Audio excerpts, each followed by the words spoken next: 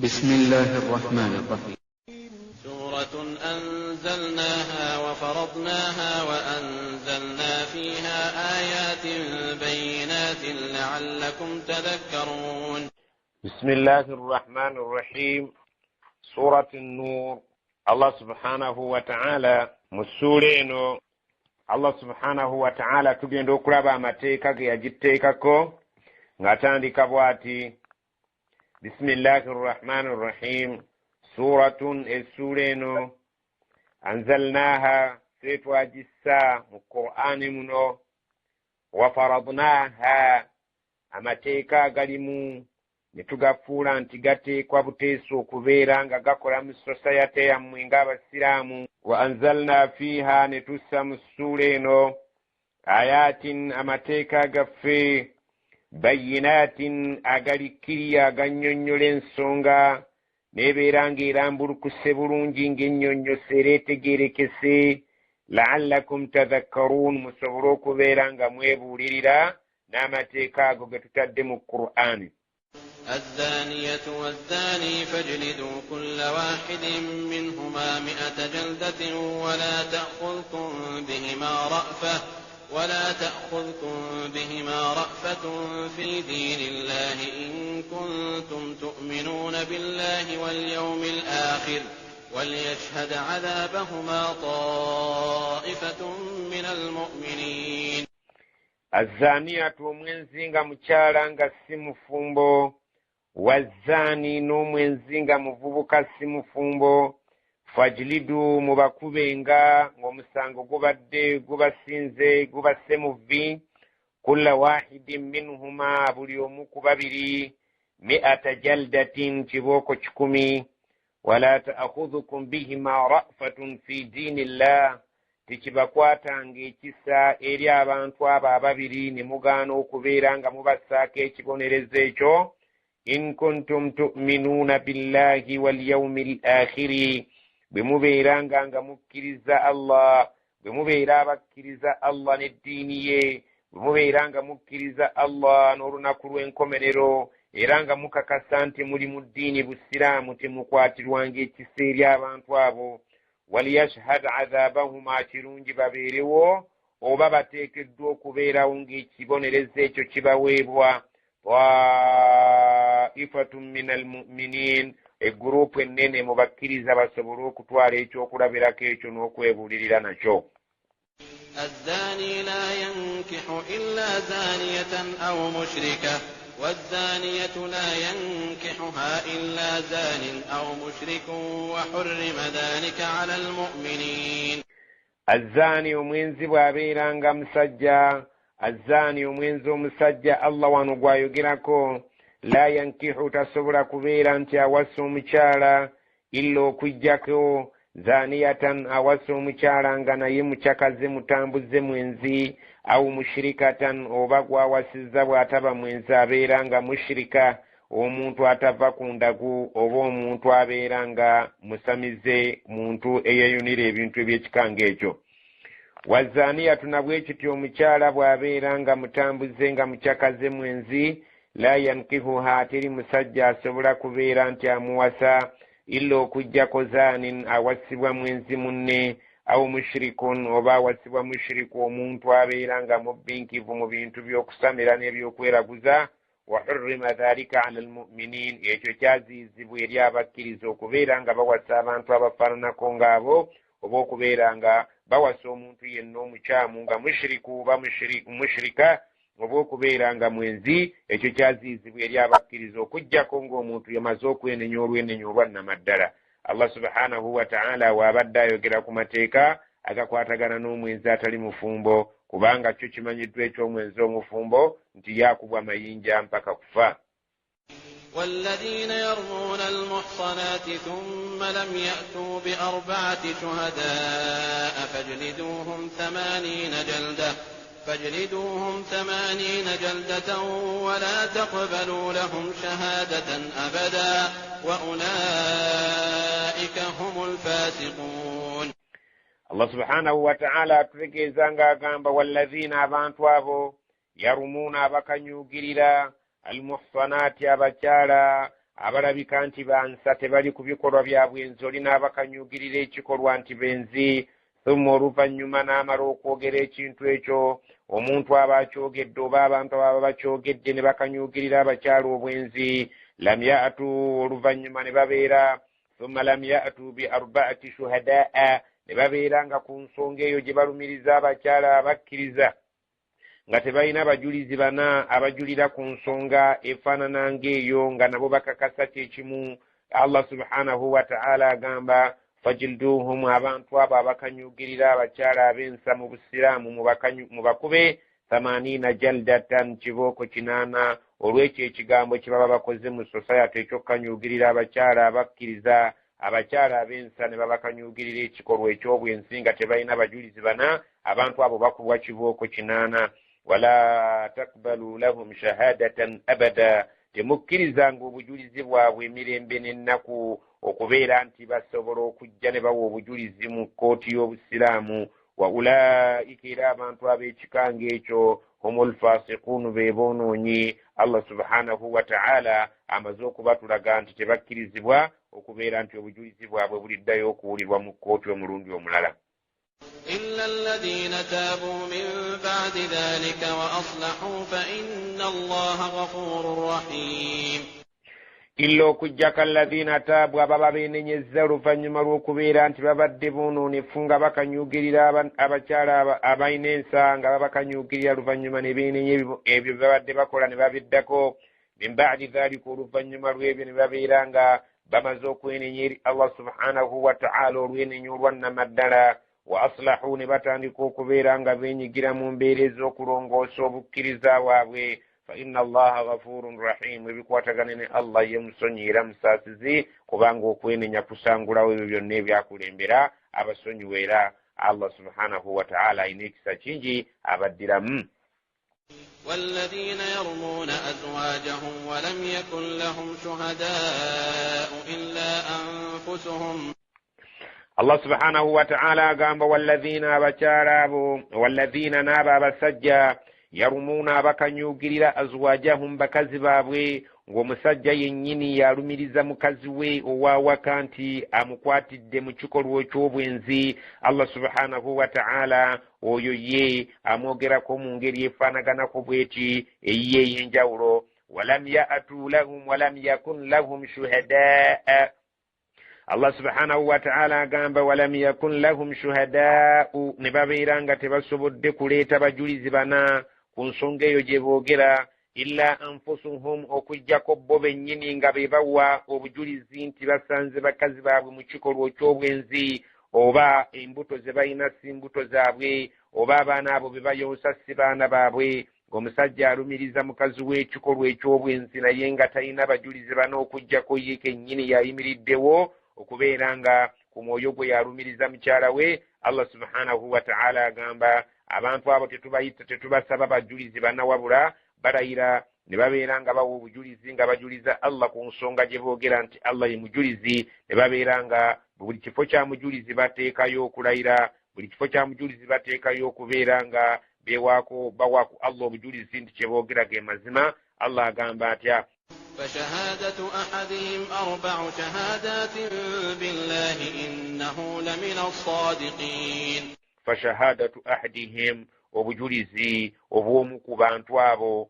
abasajja abafumbo nga be bakutte bakazi baabwe mu benzi ne babeera nga babalumiriza ku nsonga eyo obujulizi bwabwe 4 shahadatin billah bajuliza Allah emirundi ena nti innahu lamina as-sadiqin nti omwami oyo ayogera ali mu boogera amazima ku ekyo kyayogera ku mukazi we n'abeera nga ayogera amazima ku ekyo kyayogera ku mukazi we nga bw'agamba nti njuliza Allah ng'omujulizi ku kyenjogera nti ndi mboogera amazima Allah subhanahu wa ta'ala ye mujulizi ku kyonjogera nti ddala omukyalo oyo mukwatidde mbwenzi oba olubuto lwalina si lwange oba omwana gwayonsa si wange Allah subhanahu wa ta'ala gwe bajuliza n'abeera ng'omujulizi ku nsonga eyo mu bajulizi bali abasabwa abana ekyo kimala ekyokubeera nti omufumbo abanga ajulira mu kkooti ng'ayogera ng'ajuliza erinnya lya Allah nti ali mu boogera amazima والخامسة أن لعنة الله عليه إن كان من الكاذبين. والخامسة ekyokutaano kyayogera ekisembayo ng'amaze okujuliza Allah emirundi ena nti ali mboogera amazima, ayeewaako ekigambo ekyokwekolimira ku mulundi ogwokutaano ng'amaze okwogera emirundi ena, anna la'nata Allahi alayhi, nti mazima ekikolimo kya Allah kimubeereko, in kaana min alkadhibiini, bw'abeera ng'ali mu balimba. ويدرأ عنها العذاب أن تشهد 4 شهادات بالله إنه لمن الكاذبين. Omusajja singa aba amaze okubeera ng'ayogera ebintu ebyo ne yeekakasako ekikolimo kya Allah, ng'amaze okubeera ng'alayira, ng'amaze okubeera ng'ajuliza Allah emirundi ena, oluvannyuma ne yeekolimira, omulamuzi akyukira omukazi gwe balumirizaako obwenzi n'amugamba nti naawe osaanidde olayire emirundi, osaanidde ojulize Allah subhanahu wa ta'ala emirundi ena, oluvannyuma weesabira obusungu bwa Allah okukkako singa obeera nga kyoyogera si bwe kiri. Allah subhanahu wa ta'ala agamba wayadra'u anha al-adhaba, omukyalo yaggyibwako ekibonerezo, an tashhada 4 shahadatin billah, singa abeera ng'ajuliza emirundi ena Allah subhanahu wa ta'ala, innahu lamina alkadhibin, tibaawe ali mu bantu abalimba. Singa omukyalo oyo amala n'akyogera ekigambo eky'emirundi ena nga naye ajuliza Allah subhanahu wa ta'ala nti baawe ali mu balimba, n'ajuliza nti njuliza Allah subhanahu wa ta'ala nti bazeewa ng'alimba ekikolwa ekyo kyantemeredde, omukyalo oyo n'amala ayogera emirundi ena, Allah subhanahu wa ta'ala agamba nti omukyalo oyo omulamuzi amuggyako ekibonerezo ky'okumukuba amayinja, oluvannyuma Allah subhanahu wa ta'ala abafumba abo n'abaawula. والخامسة أن غضب الله عليها إن كان من الصادقين. والخامسة ekigambo ekyokutaano kyayogera ng'omukyalo oyo amaze okujuliza Allah emirundi ena, anna ghadaba Allahi alayha, obusungu bwa Allah bumubeereko, in kaana min as-sadiqin, baawe singa abeera ng'ali mboogera amazima. Allah subhanahu wa ta'ala bw'atyo bwe yalambulula amateeka g'abafumba ababiri, n'ategeeza nti omwami singa aba alumiriza mukyala we mu kifo ky'okuleeta abajulizi abana alayira oba ajuliza Allah emirundi ena, oluvannyuma ne yeekolimira ku gwokutaano, so nga n'omukazi bw'aba akikoze tateekebwako kibonerezo kya kubeera nti akubwa amayinja, wabula Allah subhanahu wa ta'ala w'aba alagira babeere nga babaawula, omulamuzi abaawule. ولولا فضل الله عليكم ورحمته وأن الله تواب حكيم. ولولا فضل الله عليكم, singa sikisa kya Allah subhanahu wa ta'ala jemuli, ورحمته n'okusaasira kwe, وأن الله تواب حكيم, Allah subhanahu wa ta'ala akkiriza okwenenya kwoyo aba yeenenyezza, ate Allah subhanahu wa ta'ala takola nsobi kwaga amateeka gonna ge yatuteekako gonna matuufu, Allah subhanahu wa ta'ala ge yatwagazisa. Kyagambye nti singa sikyali kisa kya Allah subhanahu wa ta'ala n'okusaasira kw'okwannamaddala, yalibadde ng'abaswaza wakati awo mu kkooti, n'abeera ng'alagirawo omutuufu n'omukyamu. Naye ekisa kye n'okusaasira kwe, Allah subhanahu wa ta'ala yalagira bagende babaawule, oluvannyuma buli omu yeenenye, Allah subhanahu wa ta'ala mu kisa kye ayinza okubeera nga ayinza okubaddiramu. inna alladhina jaa'u bil ifki usbatun minkum la tahsabuhu sharran lakum bal huwa khayrun lakum likulli imri'in minhum maktasaba min al-ithmi والذي تولى كبره منهم له عذاب عظيم. مؤاية نيجندو كديرا الله سبحانه وتعالى atunnyonnyola ekyafaayo ekya Sayyidat Aisha radiyallahu anha bwe yali ava mu lutalo ne Nabbi sallallahu alayhi wa sallama, kyali nga kya mu mpisa za Nabbi sallallahu alayhi wa sallama. Bwe yabanga agenda mu ntalo yakubanga akalulu, oyo mukyala yenna bwe kaaba nkaguddeko gwe yagendanga naye mu lutalo, naye ebiseera ebisinga obungi yagendanga ne mukyala we ayitibwa Aisha radiyallahu anha. Naye bwe baali bagenze mu lutalo olwa Bani al-Mustalaqi oba olwa al-Muraisi'i, Allah subhanahu wa ta'ala atunyumiza ekyafaayo ekyaliwo nga Sayyidatu Aisha radiyallahu anha baali nga bamusitulira ku nsolo mu kayumba akayitibwa Hawdaj. Akayumba ako bakateekangamu omukyala ne bamusitulira ku nsolo eyo n'abeera nga atambulira ku nsolo omusana guleka okubeera nga gumwokya mukyala wa Nabbi sallallahu alaihi wasallam.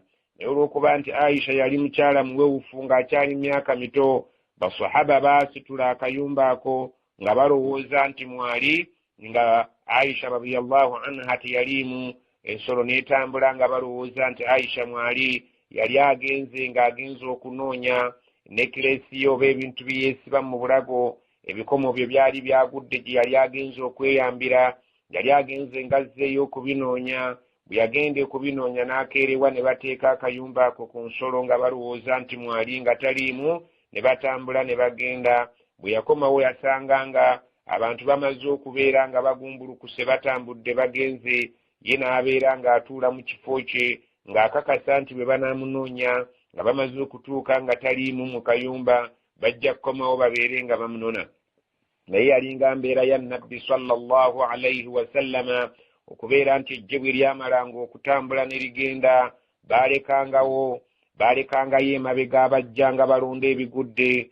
Mu baalinga balonda ebigudde mwe mwali omusajja yayitibwanga Safwan ibn Mu'attal. Omusajja oyo as-Sulami yalinga ajja alondalonda ebintu ebiba bigudde. Yagenda okwekanga ng'alaba muka Nabbi n'ayogera ekigambo inna lillahi wa inna ilaihi raji'un. N'aleeta ensolo ye eyo n'abeera nga agiragira ebeere nga ebundala wansi. Aisha n'alinnya ku nsolo, omusajja n'akulembera ensolo nga Aisha atudde ku nsolo. Allah subhanahu wa ta'ala ekyafaayo ekyo kyaleeta obuzibu bunene.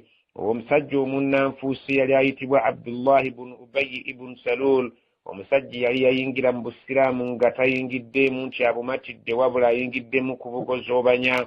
Yatandika okubeera nga ayingizaawo ebigambo ebitaali bituufu nti Aisha yasigadde mu bwenzi gye twamulese ne Safwan ibn al-Mu'attal as-Sulami.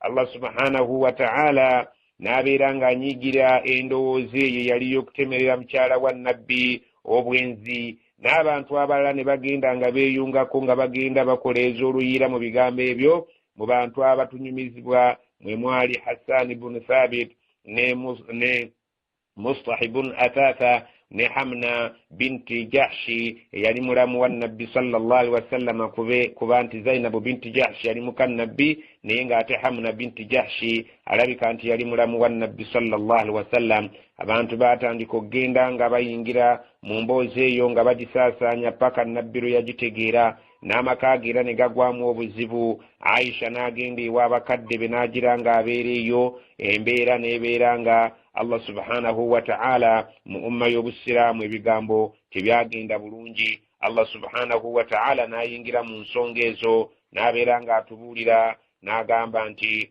inna alladhina ja'u bil ifki, mazima abantu abaleesa amawulire agataliiko mutwe n'amagulu agatemerera Aisha nti yabadde mu bwenzi ne Safwan, usbatun minkum, kagurupu k'abantu kali mu mmwe. Akantu ako kakundi k'abantu kali mu mmwe ke kavuddemu ebigambo ebifaanana ng'ebyo. La tahsabuhu sharran lakum, naye temukitwala nti kyabadde kibi gye muli, wabula bal huwa khairun lakum, kyabadde kirungi gye muli. Ne mubeera nga musobola okulaba ki abantu kye balowooleza amaka ga Nabbi sallallahu alaihi wasallama ne kibeera nga yabadde minzaani nkulu nnyo, okubeera nti abantu balabirako embeera z'obukkiriza bwabwe. Allah subhanahu wa ta'ala agamba likulli mri'in minhum, buli muntu mu bantu ababadde mu mbeera ey'okubeera nti batambuza wolokosa oyo maktasaba min al-ismi, ajja kubeera ng'afuna butereevu empeera y'ekibi ekyo gye yabadde nga